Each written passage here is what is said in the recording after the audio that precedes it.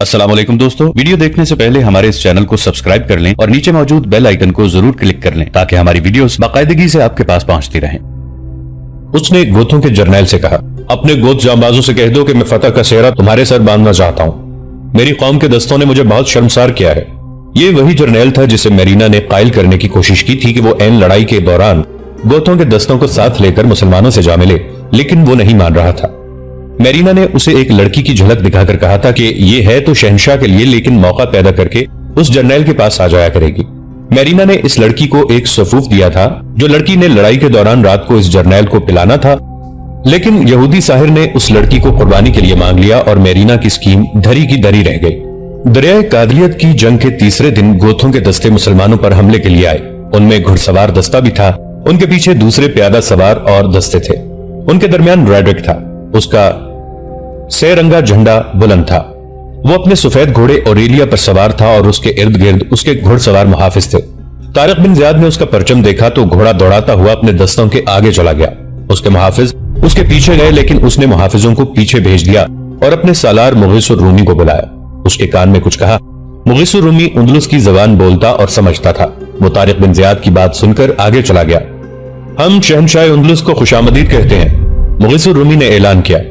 हमारे सिपहसालार तारिक बिन ज़ियाद कहते हैं कि शहंशाह रैड्रिक अगर लड़ने के इरादे से आए हैं तो मेरी तरह मुहाफिजों के हिफाजती हिसार से निकलकर सामने आए। अगर तुम में कोई मुझ जैसा बादशाह होता तो मैं आगे आता, रैड्रिक ने ऐलान कराया। लुटेरों के सरदारों के सामने जाना शहंशाह की तौहीन है, अपने बादशाह को साथ लाना था। हम तुम्हें अपने बादशाह के पास जल्दी पहुंचा देंगे, तारिक बिन ज़ियाद ने ऐलान कराया। हमारा बादशाह अल्लाह है, हम किसी इंसान को बादशाह नहीं बनाया करते। हम यही पैगाम लेकर आए हैं कि सबका बादशाह अल्लाह है और हम तुम्हारी बादशाही को हमेशा के लिए खत्म करने आए हैं। आगे बढ़ो, रैड्रिक ने हुक्म दिया और गोत जर्नैल का नाम लेकर कहा, इनकी जबानें बंद कर दो। गोत जर्नैल ने नारा लगाने के अंदाज से कहा, अल्लाह बोल दो अहले गोत, और उसने अपने घोड़े को एड़ लगाई। एक सवार उसके पीछे से घोड़ा दौड़ाता आया और अपने उस जर्नैल के करीब आकर बर्छी उसकी पीठ में उतार दी। जर्नैल सीधा हुआ। सवार ने बर्छी उसकी पीठ से निकालकर एक बार फिर बर्छी मारी जो उसके पहलू में उतर गई। वो घोड़े से गिर पड़ा। गोत दस्तों ने तलवारें न्यामों में डाल ली और मुसलमानों की तरफ दौड़ पड़े। उनमें प्यादे भी थे, घुड़सवार भी। वो शोर गुल बपा करते आ रहे थे। तारिक बिन ज़ियाद को तो मालूम था कि गोत और यहूदी उसके पास आ जाएंगे, लेकिन तारिक की फौज हैरान थी कि यह कैसा हमला है कि हमला करने वालों ने तलवारें न्यामों में डाल रखी हैं। इनका इस्तकबाल करो, तारिक ने अपनी फौज के लिए ऐलान कराया। ये तुम्हारे दोस्त हैं, ये अब तुम्हारे साथी हैं। ये क्या? उधर रैड्रिक घबराहट और हैरत के आलम में पूछ रहा था, ये कहां जा रहे हैं? उन्होंने अपने जर्नैल को कत्ल कर दिया है। उसे जवाब देने वाला कोई ना था। ये ओपास और मेरीना की खुफिया कार्रवाई थी जो कामयाब रही। गोतों की तादाद के मामले में मुअर्रिखों में इख्तलाफ पाया जाता है। बाज ने तादाद 20,000 लिखी है और कुछ 25,000 लिखते हैं। एक ने 15 और 20,000 के दरमियान लिखी है। रैड्रिक के इस सवाल का जवाब नहीं मिल रहा था कि गोथों ने क्या किया है। उसे इस तरफ से जवाब मिला, हम अपने बादशाह वतीजा का इंतकाम लेंगे। एक गोत ने आगे जाकर बुलंद आवाज से कहा, उंदलुस की बादशाही गोत कौम का विरसा है। रैड्रिक, तुमने गोतों की बादशाही का खात्मा किया और तख्तनशीन हो गए थे। देखा हम अपना वर्षा किस तरह वापस लेते हैं। उस रोज लड़े बगैर जंग का पांसा ही पलट गया। अगले दिनों में रैड्रिक ने पुरजोश हमले कराए, लेकिन हर हमला पसपाई की सूरत इख्तियार कर जाता। मुसलमानों की तादाद में एक ही बार 20,000 का इजाफा हो गया था। ये तादाद बराए नाम नहीं थी, बल्कि इस तादाद में इंतकाम का जज्बा था, और इस जज्बे की तस्कीन के लिए इन गोतों को और इन यहूदियों को जो मुसलमानों से आ मिले थे, मुसलमानों की हिमायत हासिल हो गई थी, और मुसलमान भी ऐसे जंगजू और जांबाज के एक एक 10-10 का मुकाबला करते थे। तारिक बिन ज़ियाद को जब इतनी ज्यादा फौज मिल गई तो उसने अपने जंगी हरबों में एक और जंगी हरब आजमाया कि गोतों में से एक को जर्नैल बना दिया। उनका पहला जर्नैल मारा गया था। कौन कह सकता है कि मेरे रसूल सल्लल्लाहु अलैहि वसल्लम की बिशारत सही नहीं हो सकती? तारिक ने अपने सालारों से कहा, अल्लाह जब कर्म करने पर आता है तो ऐसे असबाब पैदा कर देता है कि उसके बंदों की हर मुश्किल आसान हो जाती है। अल्लाह ने अपने महबूब सल्लल्लाहु अलैहि वसल्लम की बिशारत पूरी करनी थी और यह मौजज़ा हो गया। अपने हर अस्करी से कह दो कि वो अल्लाह के हुजूर सर झुकाए रखे और दिल में अल्लाह का ही नाम रखे। ये एक मौजज़ा था जिसका जिक्र हर मुअर्रिख ने तफसील से बयान किया है। उधर दरियाए गाबलियत के किनारे एक खुशनुमा खैमे में, जिसके अंदर महल के एक कमरे का दिलनशी मंजर बना हुआ था, शाह उंदलुस रैड्रिक शदीद बेचैनी और गुस्से का मुजस्समा बना हुआ था। कभी वो बैठ जाता और अचानक गेंद की तरह उछलकर खड़ा हो जाता और खैमे के अंदर तेज तेज टहलने लगता। कभी तपाई पर जोर से घुसा मारता, कभी अपने एक हाथ पर दूसरे हाथ का मुक्का मारता उसके दो जर्नैल खेमे से बाहर डरे सहमे हुए खड़े थे। आखिर वो बूढ़ा जर्नैल खेमे में आ गया जिसका रेडरिक बहुत एहतराम करता था। शहनशाह मुअज्जम को इस तरह दिल बर्दाश्त नहीं होना चाहिए, जर्नैल ने कहा। गोत धोखा दे गए हैं तो कोई फर्क नहीं पड़ेगा, हम इन गोतों की नस्ल खत्म कर देंगे। नस्ल हमारी खत्म हो रही है। रेडरिक ने बड़ी जोर से अपना पांव जमीन पर मारा और गरज कर बोला, तुम इस काबिल होते जो कह रहे हो तो ये लड़ाई पहले दिन खत्म हो जाती। तुमने इस दुश्मन का क्या बिगाड़ लिया है जो तादाद के लिहाज से हमारे सामने इस तरह है जैसे आदमी के पांव तले चींटियां हों, लेकिन ये चींटियां हमारे वजूद पर चढ़ाई हैं। दुश्मन कमजोर होने की बजाय पहले से ज्यादा ताकतवर हो गया है। मेरी नजरों से दूर हो जाओ। जर्नैल ने नजरों से दूर होने की बजाय प्याले में शराब डाली। हम शहनशाह को इस हालत में नहीं देख सकते। जर्नैल ने प्याला रेडरिक की तरफ बढ़ाते हुए कहा, ये लें और अपने आप पर काबू पाएं। रेडरिक ने प्याला उसके हाथ से लेकर जमीन पर दे मारा और उसके टुकड़ों को ठुड्डा मारने लगा। तुम मेरे होशो हवास गुम करना चाहते हो, रेडरिक ने कहा। तुम चाहते हो कि मैं इतनी बड़ी हकीकत को भूल जाऊं? जर्नैल खेमे से निकल गया। वापस आया तो उसके खेमे में एक नौजवान लड़की थी जो रेडरिक को बहुत ही अच्छी लगती थी। जर्नैल उसे कुछ कहता आ रहा था। रेडरिक के करीब आकर उसने लड़की को खेमे में दाखिल कर दिया। दूसरे ही लम्हे लड़की खेमे से बाहर आ पड़ी। रेडरिक ने उसे बड़ी जोर से धक्का दिया था। लड़की उठी और औरतों के खेमों की तरफ भाग गई। रेडरिक ने बूढ़े जर्नैल को आवाज दी। जर्नैल दौड़ता अंदर गया। रेडरिक कुछ सुकून में था। मालूम होता है वो यहूदी काहिन नाकाम हो गया है, उसने बूढ़े जर्नैल से मायूसी के लहजे में कहा। उसने कहा था कि एक नौखेज लड़की की जान की कुर्बानी देने से मुझ पर बुरे शुगुन का असर होगा तो वो जायल हो जाएगा। मैंने उसे लड़की दे दी थी, उसने लड़की की जान की कुर्बानी दे दी होगी, वो जाया हो गई है। उस यहूदी ने हमें धोखा तो नहीं दिया होगा। मैं एक सवार को तुलैता भेज देता हूं, बूढ़े जर्नैल ने कहा। वो मालूम करके आ जाएगा। कब पहुंचेगा, कब आएगा? रेडरिक ने ऐसे लहजे में कहा जिसमें शिकस्त खुर्दगी की झलक नुमाया थी। मुझे हरकल का बुर्ज नहीं भुलवाना चाहिए था। इस बुर्ज की रखवाली करने वाले दोनों राहिबों ने मुझे रोका था। तुम मेरे साथ थे, तुमने भी समझाया और मुझे मना किया था। इस वहम को दिल से निकाल दें शहनशाह, जर्नैल ने कहा। कैसे निकाल दूं? रेडरिक ने डरी हुई आवाज में कहा। क्या तुम देख नहीं रहे कि हमने लड़ाई का जो मंजर बुर्ज के अंदर देखा था वो यहां हम हर रोज देख रहे हैं। मुसलमानों के वही नारे सुन रहे हैं और अपनी फौज की वैसी ही पसपाई देखने में आई है। मैंने बुर्ज के लड़ाई के मंजर में अपने आप को देखा था, फिर मैंने अपने घोड़े मेरे बगैर भागते दौड़ते देखा था, और वो लड़की फिर मेरे ख्वाबों में आने लगी है जिसे मैंने पिम्पलोना में कत्ल किया था। मौर्रख लेनपोल उंदुलुस के दौर के 3 मौर्रखों के हवाले से लिखता है कि रेडरिक पर ये दोनों बुर्ज और लड़की आसेब की तरह सवार हो गए थे। यहूदी साहिर जिसने उसे इस आसेब से निजात दिलानी थी मेरीना के हाथों मारा जा चुका था। 20-22 हजार गोत उसका साथ न सिर्फ छोड़ गए थे बल्कि उसके खिलाफ लड़ रहे थे। उसके पास नफरी फिर भी बहुत ज्यादा थी, लेकिन उंदुलुसी फौज हौसला हार बैठी थी। मैदान जंग पर तारिक बिन जियाद छाया हुआ था। जंग का 8वां दिन तुलू हुआ। रेडरिक ने अपनी तमाम फौज को मैदान में निहायत अच्छी तरतीब में खड़ा किया। वो अपने सफेद घोड़े ऑरेलिया पर सवार था। घोड़ा अपनी फौज की सफों के आगे दौड़ता, रोकता और ऐलान करता कि आज की लड़ाई को फैसला कुन बनाना है। अगर आज तुमने दुश्मन को शिकस्त दे दी तो इतना इनाम दूंगा कि तुम्हारी आने वाली नस्लें भी शहनशाह रेडरिक को याद किया करेंगी। ए कौमे गोत, तारिक बिन जियाद अपनी फौज से मुखातिब था। तुम आज शिकस्त खा गए तो उंदुलुस में तुम्हारी नस्ल खत्म कर दी जाएगी। तुम्हारी किसी औरत और किसी बच्चे को रेडरिक जिंदा नहीं रहने देगा। और ए कौमे बर्बर, क्या तुमने कभी किसी से शिकस्त खाई थी? अगर अब शिकस्त खा बैठे तो कहां जाओगे? तुम पहली बार किसी दूसरे मुल्क में आए हो। अरबी मुसलमान कई दूसरे मुल्कों को सल्तनत इस्लामिया में शामिल कर चुके हैं। क्या तुम अपने अरबी भाइयों से कहलवाना पसंद करोगे कि बर्बर किसी दूसरे मुल्क में जाने के काबिल ही नहीं थे? नहीं तारिक, नहीं। बर्बरों के लश्कर से हजारों आवाजें बुलंद हुई। हम तेरे साथ हैं, तेरे साथ रहेंगे। हमलावरों के नारों से ना डरो, रेडरिक अपनी फौज से कह रहा था। ये किसी बादशाह की फौज नहीं, ये डाकू हैं, लुटेरे हैं। ए अहले इस्लाम, ए अहले इस्लाम, ए अहले इस्लाम, तारिक अपने लश्कर को ललकार रहा था। फतह तुम्हारी है, तुम दुश्मन पर दहशत बनकर छा चुके हो। और मत भूलो कि ये हजारों गोत अपने जालिम और गुनहगार बादशाह से निजात हासिल करने के लिए आए हैं। अल्लाह का हुक्म है कि जिस बस्ती के लोगों पर जुल्म हो रहा हो और उनकी फरियाद सुनने वाला कोई ना हो, उनकी मदद को पहुंचो। अपने इन गोत भाइयों को इस जालिम बादशाह से आजाद कराने के लिए अपनी जानें कुर्बान कर दो। हम जानें कुर्बान कर देंगे तारिक, बर्बरों के लश्कर से आवाज उठी। हम जान कुर्बान कर देंगे। रेडरिक ने हमले का हुक्म दिया। उसके सवार दस्ते सरपट घोड़े दौड़ाते आए। तारिक ने अपने सवार दस्तों को भी आगे रखा हुआ था।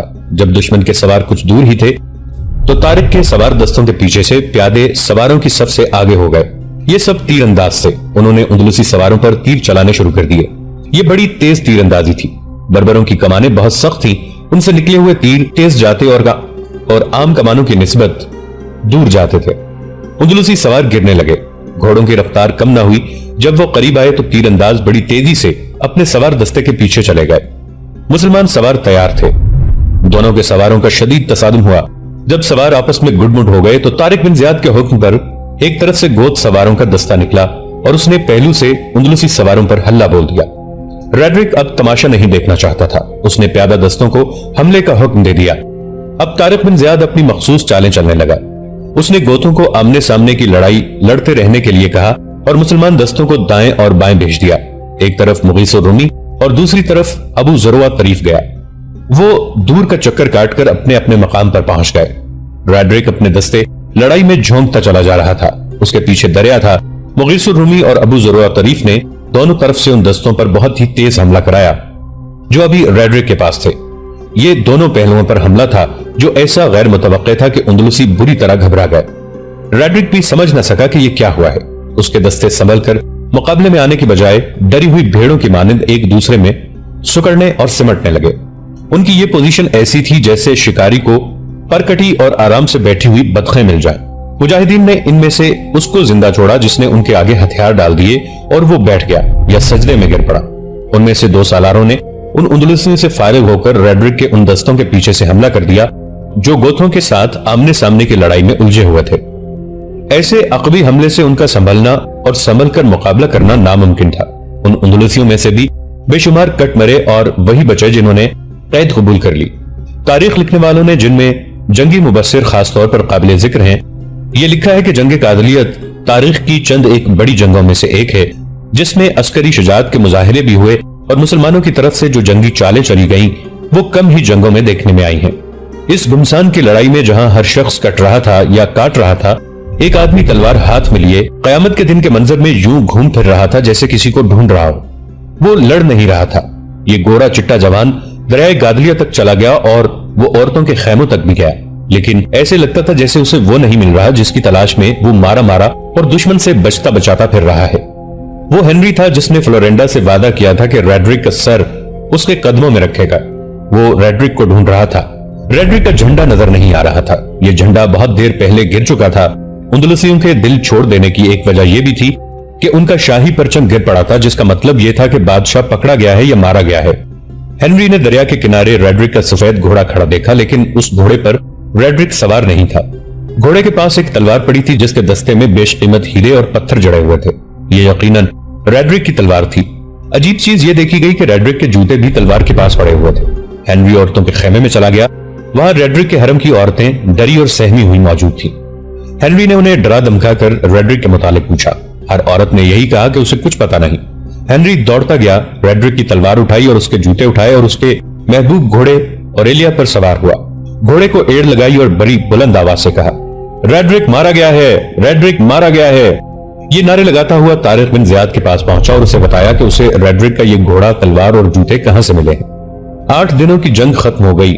لین پول لکھتا ہے کہ اس 8 دنوں کی جنگ نے مسلمانوں کو 800 سال کے لیے اندلس کی حکمرانی دے دی لیکن چند اور لڑائیاں بھی انہیں لڑنی پڑی. لیکن فیصلہ کن جنگ یہی تھی جو جنگ گادلیت کے نام سے مشہور ہے. تمام مورخوں نے متفقہ طور پر لکھا ہے کہ ریڈرک کا کچھ پتہ نہ چل سکا. اس کا سفید گھوڑا, تلوار اور جوتے دریا کے کنارے سے ملے تھے. بعض نے خیال ظاہر کیا ہے کہ اس نے دریا میں ڈوب کر خودکشی کر لی تھی. زیادہ تر نے یہی لکھا ہے کہ وہ بھاگنے کی کوشش میں دریا تیر کر پار کر رہا تھا لیکن دریا کی تندی اور تیزی نے اسے دوسرے کنارے تک پہنچنے نہ دیا. مورخوں نے یہ خاص طور پر لکھا ہے کہ اندلس کے عیسائیوں میں یہ بات ایک عقیدے کے طور پر پھیل گئی کہ ریڈرک مرا نہیں بلکہ وہ بدلے ہوئے روپ میں عیسائیت کا مبلغ اور محافظ بن کر واپس آئے گا. یہ عقیدہ بڑی لمبی مدت تک اندلس کے لوگوں میں مشہور رہا. اس دور کی جو دستاویزات تاریخ نویسوں کو ملی ہیں اور جن میں سے کچھ عجائب خانوں میں بھی رکھی ہیں, ایک اور بات سناتی ہیں. وہ یہ کہ ریڈرک دریا میں ڈوب کر نہیں مرا تھا بلکہ وہ ایک جزیرے میں چلا گیا تھا جہاں سانپوں کی بہتات تھی. ہر روز ایک سانپ ریڈرک کو ڈستا تھا لیکن ریڈرک مرتا نہیں تھا. خدا نے اسے گناہوں کی سزا دینے کے لیے خاصی لمبی عمر دی اور سانپ اسے ڈستے رہے اور جب وہ مر گیا تو اس کا مردہ جسم سانپوں کی خوراک بنا. یہ روایت لکھنے والے تمام مورخ عیسائی ہیں. اس جنگ میں اندلس کی فوج کے 50,000 آدمی ہلاک ہوئے جن میں نامی گرامی جرنیل بھی تھے اور اندلس کے نواب اور امراء بھی۔ ریڈرک کی اس فوج کے 30,000 سپاہی اور چھوٹے بڑے عہدیدار جنگی قیدی بنے۔ تاریخ کے مطابق ریڈرک کی فوج اپنے ساتھ بڑے لمبے لمبے رسے اس مقصد کے لیے لائی تھی کہ مسلمان جنگی قیدیوں کو باندھ کر لایا جائے گا، لیکن مسلمانوں نے انہی رسوں سے ریڈرک کے 30,000 فوجی باندھ لیے اور انہیں پیچھے بھیج دیا۔ ریڈرک کی شکست خوردہ فوج کے 30,000 جنگی قیدیوں کو اکٹھا کر کے باندھنے سے پہلے کا منظر ایک عجیب منظر تھا۔ وادی لکا کی پہاڑیوں سے لے کر دریائے گادلیہ تک کا وسیع اور عریض میدان حشر بنا ہوا تھا۔ لاشوں کے انبار تھے جن کے لباس خون سے لال ہو گئے تھے۔ ہزاروں زخمی تڑپ رہے تھے، بعض اٹھنے کی کوشش کر رہے تھے، اٹھتے تھے اور گرتے تھے، اور بہت سے ایسے تھے جو آخری سانسیں لے رہے تھے۔ کراہنے کی آوازیں منظر کو اور زیادہ ہیبت ناک بنا رہی تھی۔ سب سے زیادہ چیخو پکار تو ان اندلسی فوجیوں کی تھی جن کے جسموں میں تیر اترے ہوئے تھے۔ گھوڑوں اور پیادوں کی اڑائی ہوئی گرد زمین سے اوپر اٹھ گئی اور وہ بادلوں کے ٹکڑوں کی طرح اندلس کے دارالحکومت طلیطہ تک اڑائی جا رہی تھی۔ ایک تاریخ دان سٹیفنز نے لکھا ہے، یہ حیرت ناک بات نہیں کہ مسلمان جرنیل طارق بربر ریڈرک کی شکست کے منظر کو حیرت سے دیکھ رہا تھا۔ تاریخ آج تک حیران ہے کہ 12,000 نے 1,00,000 کو کس طرح تباہ و برباد کر ڈالا تھا۔ اس وقت جب ریڈرک کی فرعونیت میدان جنگ میں خاک و خون میں تڑپ سسک اور کراہ رہی تھی، طارق بن زیاد گھوڑا دوڑاتا ایک پہاڑی پر چڑھ گیا اور اس بلندی سے یہ منظر دیکھ رہا تھا۔ اس کے فاتح مجاہدین اپنے زخمی اور شہید ساتھیوں کی لاشیں پورے احترام سے اٹھا رہے تھے۔ کچھ مجاہدین ان اندلسیوں کو پکڑ رہے تھے جو گھنی جھاڑیوں، اونچی گھاس اور درختوں کے پیچھے چھپنے کی کوشش کر رہے تھے۔ کچھ ایسے تھے جو اپنے ساتھیوں کی لاشوں کے نیچے چھپ رہے تھے۔ انہیں شاید ڈر تھا کہ مسلمان انہیں قتل کر ڈالیں گے۔ بعض بھاگ رہے تھے، ان کا اپنا بنایا ہوا کشتیوں کا پل صحیح سلامت موجود تھا۔ وہ خوفزدہ ہجوم کی صورت اس پل پر سے گزرنے کی کوشش کر رہے تھے، ایک دوسرے کو دھینگا مشتی کے انداز سے دھکے دے دے کر آگے جانے کے جتن کر رہے تھے۔ ان میں کچھ اپنے ساتھیوں کی دھکم پیل سے دریا میں گر رہے تھے۔ مطمئن اور مسرور وہی تھے جو ہتھیار ڈال کر مسلمانوں کی قید میں آ کر بیٹھ گئے تھے۔ نہ جانے کس نے حکم دیا کہ کشتیوں کے پل سے جو اندلسی دریا پار کر رہے ہیں انہیں روکا جائے۔ بہت سے مسلمان تیر انداز دریا کے کنارے چلے گئے اور 3-4 جنگی قیدیوں سے اعلان کرانے لگے کہ سب واپس آ جائیں ورنہ ان پر تیر برسائے جائیں گے۔ سب کے پیچھے آ جانے کی بجائے آگے جانے کے لیے اور زیادہ دھکم پیل شروع کر دی۔ ادھر سے چند ایک تیر کمانوں سے نکلے اور کشتیوں کے پل پر چند ایک اندلسی گرے۔ اندلس کے ان فوجیوں میں بھگدڑ مچ گئی۔ وہ پیچھے آنے لگے لیکن جو دوسرے کنارے کے قریب پہنچ گئے تھے وہ نکل گئے۔ ان کی تعداد کچھ کم نہ تھی۔ طارق بن زیاد نے ایک طرف دیکھا، اس کے 2-3 مجاہد کم و بیش 20-25 جوان لڑکیوں کو اپنے آگے آگے ہانک کر لا رہے تھے۔ یہ ریڈرک کا حرم تھا جو اس کے ساتھ آیا تھا۔ طارق بلندی سے اتر آیا، لڑکیاں اس کے سامنے لائی گئیں۔ ان میں سے صرف ایک عورت ادھیڑ عمر تھی جو حرم کی نگران معلوم ہوتی تھی، باقی سب لڑکیاں نوجوان اور جوان تھیں اور ایک سے بڑھ کر ایک خوبصورت۔ کیا ان کا تعلق شاہی خاندان سے ہے؟ طارق نے پوچھا۔ نہیں ابن زیاد، جولین نے کہا، یہ رعایا کے مختلف خاندانوں کی لڑکیاں ہیں۔ یہ شہنشاہ اندلس کے سکون اور عیش و آرام کا سامان تھا۔ وہ بادشاہی کیا جو اپنے ساتھ 20-25 داشتائیں نہ لائے؟ ان سے پوچھو، طارق نے کہا۔ ان میں سے کوئی ایسی ہے جو بادشاہ کے حرم میں خوش نہیں تھی؟ جب ان سے پوچھا گیا تو تقریباً سب نے کہا کہ انہیں زبردستی بادشاہ کے حوالے کیا گیا تھا۔